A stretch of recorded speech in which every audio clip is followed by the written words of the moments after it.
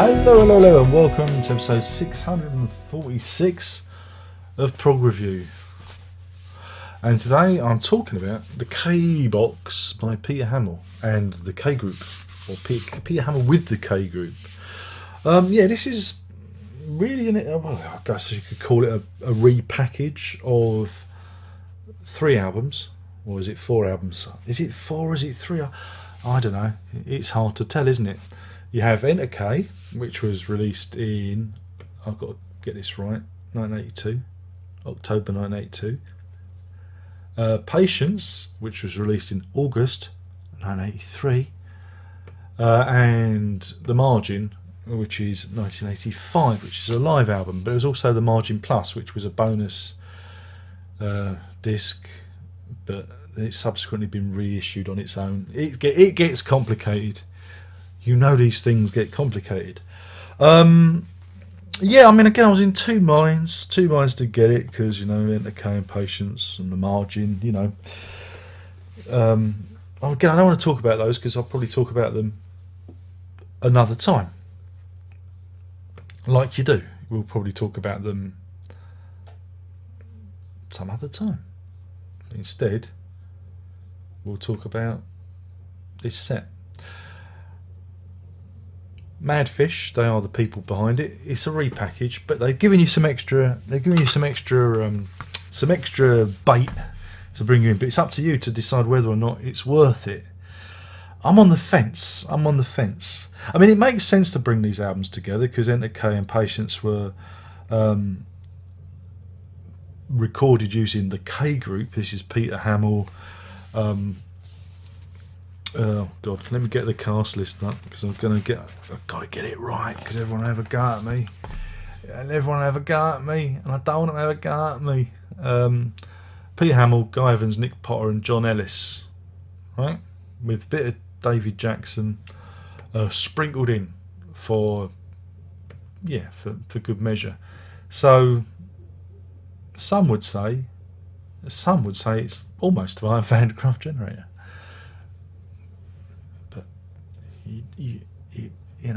Really? Is it? No, I don't know. But it's a more muscular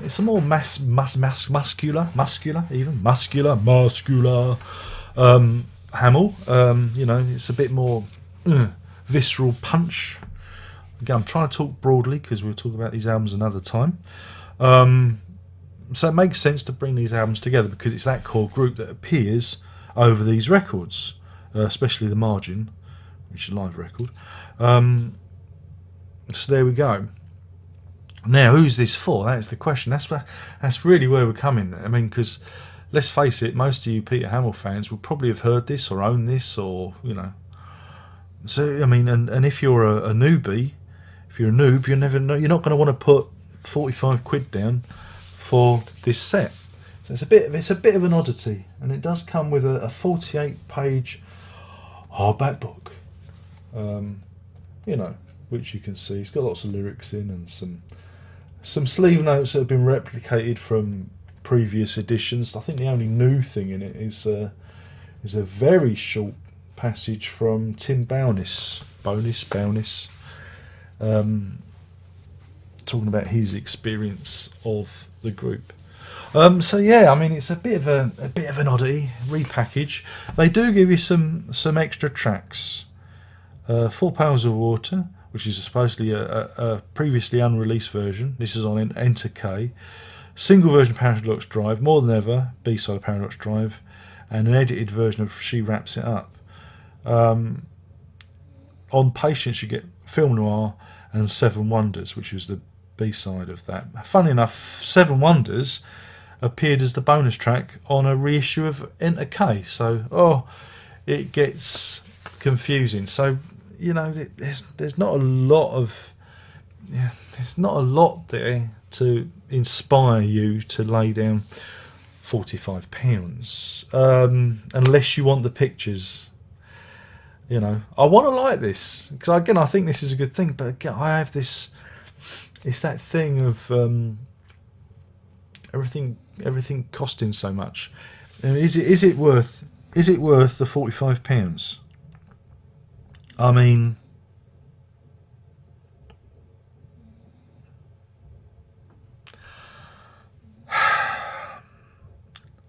30 perhaps, 29.99. That's where I mean I do get the feeling that I'm fed up with coming across as some sort of negative Nelly, always moaning about stuff. But I do get the feeling that these record companies are just milking the cow. They're milking the cow now. They're milking the cash cow. Because again, if you went and bought these CDs second hand, you could pull this in for less than 20 quid. I'm sure of it.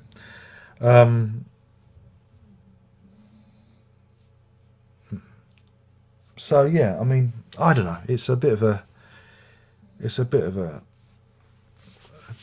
odd one. But there is a lot of Peter Hammill activity at the moment. Dating the video. This is February 2019.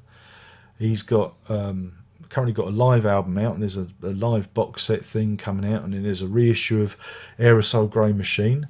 That's expensive too. So there seems to be this trend. I mean, there's the box set he's got coming out. He's something like 60 quid. So I don't know. Maybe he needs to buy a new boiler or something. Maybe central heating's gone on the blink. Old Peter Hammill, and he needs the cash. So yeah, I mean, the thing is I like this period. I like this period of Peter Hammill. I like the margin. I think the margin's a particularly good live album. Again, Patience and Decay. For the time. Some of his studio albums are a bit hit and miss. So there's bits I like and bits I don't like. But I wanted to like this. I just think, I'll be honest, I think they're taking the piss. Just taking the piss with these repackaging things. I think, when there are other reissues out there that are, I don't know, maybe